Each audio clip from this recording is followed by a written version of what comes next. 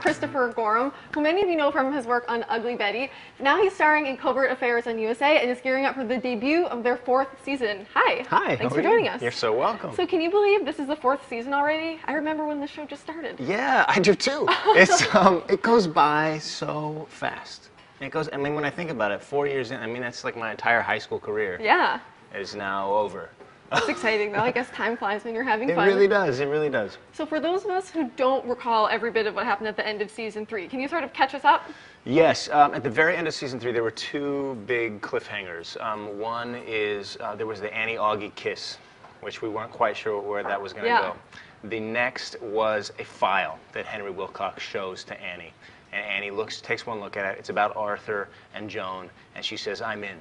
So now that we're in the premiere of season 4, we see what happens with both of those things. We see what's going on with Annie and Augie's relationship, where things heat up very quickly, and we find out what's in that file, and it's pretty serious. Heat up pretty quickly sounds interesting. Pretty quickly, like within the first 3 minutes. Great, we like that. We actually have a clip which we can check out real quick. Hello. She picks up. Augie, I'm sorry. I had to do this. I had too good an in to pass up. The assistant bank manager. It wouldn't be you if you didn't follow it down, although I'm surprised you didn't stake out the bank to see who's picking up the cash. Yeah, too many moving parts. The bank manager proved to be as irreputable as expected. I'm meeting him later for the full download. Your instinct's spot on as always. You're not mad? Mad? No. I am here, though.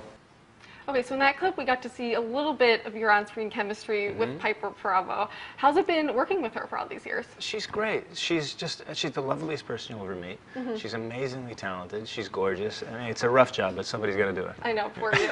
So as you mentioned, there's, your relationship sort of goes to the next level. And I know that that's been hinted at. There's been a lot of tension over the last couple seasons. So now that you're finally sort of taking the storyline in that direction, our fans saying, like, finally.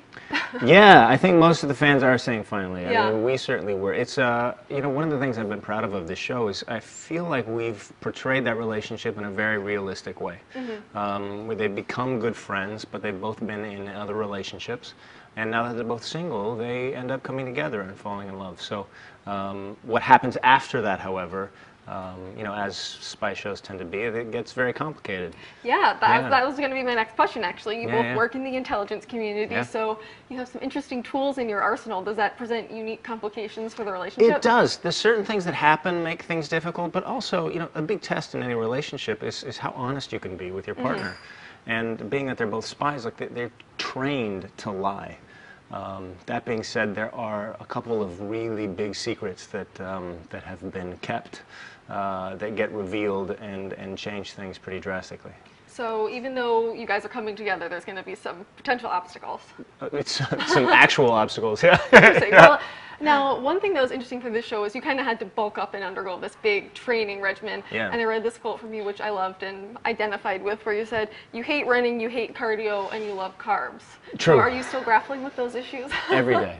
Almost every day. Yeah. Do you find, you have to really keep in shape for this role? Yeah, absolutely. Well, Augie is ex-Special Forces. So those guys are some of the most fit human beings on the planet. So there's really, I have to be this guy. I mean, he has to be in shape, and that's not something that he would have just given up after he lost his sight. And now that he stays behind a desk most of the time. Yeah, and of course playing this role, your character is blind. And I would imagine that presented some serious challenges initially getting to be comfortable in that role, but now a few seasons in, are you still sort of grappling with those same challenges? Well, it's the challenges are different, but it's always challenging. But it also keeps everything interesting. I mean, I can never get lazy on set because I have to be very careful that I'm doing the physicality of this disability accurately. Yeah.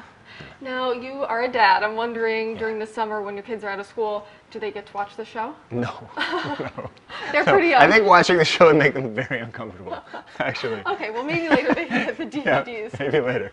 Well, thank you so much Oh, here, I brought this for you. Awesome. This is the new show hat that I designed. Thank you so much. It says CIA in Braille on the front. That is awesome. This is my first Pop Sugar Live present. You got it. Thank you. And you can watch Covert Affairs when it debuts on July 16th at 9, 8 Central on USA.